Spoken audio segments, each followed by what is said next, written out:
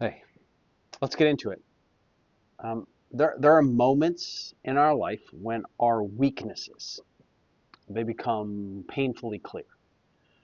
And if we're honest, our first instinct is usually just to move past them quickly, to soften it, to minimize it, to excuse it, just to keep things light, especially when it comes to just ourselves and our own failings.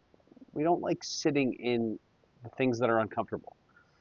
We do not like lingering in things that expose us. But James wants to invite us into something a little bit different here.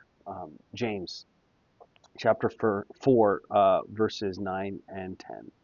Be wretched and mourn and weep. Let your laughter be turned to mourning and your joy to gloom. Humble yourselves, therefore, before the Lord, and he will exalt you. These words feel heavy and strong. Wretched, mourn, weep. And if we're not careful, I think we can hear them the wrong way. Like God is asking us to play and stay here in a place of heaviness and um, it's just sort of sadness.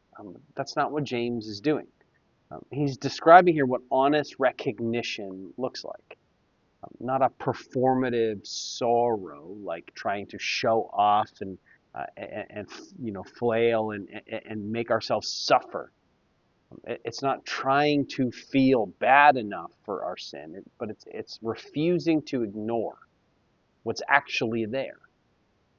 Think about it this way: something in your life is just truly off, and you laugh it off and you brush past it, and then nothing ever changes. But the moment that we stop and actually face it, look at it honestly and sit in it, that's where change actually can begin. We see it in Scripture where David is confronted with his sin. He doesn't deflect, he doesn't minimize it, doesn't excuse it, doesn't go, well, everyone else is doing it and all the other kings, and he just sits in it. And that honesty for him becomes a turning point in his life. And that's what James is calling us to here. Not just an emotional intensity where we weep, but a clarity um, without any avoidance. Letting what's true about us actually land and sitting in it. And then comes the turning point here. Humble yourselves before the Lord. It's not about pushing ourselves down, thinking less of ourselves. It's just about stepping out of self-protection and letting God be God and letting him define what's true and what needs to change. And then this promise that he will exalt you. It's not a matter of lifting ourselves back up or making ourselves feel better. It's God doing it in his way, in his timing. And this is the pattern that we see all through Scripture, that we lower ourselves before God, humble ourselves, and then he begins this process of lifting us up as he changes us, as he transforms us.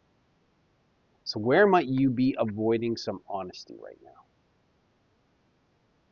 Where are maybe patterns of drama in your life?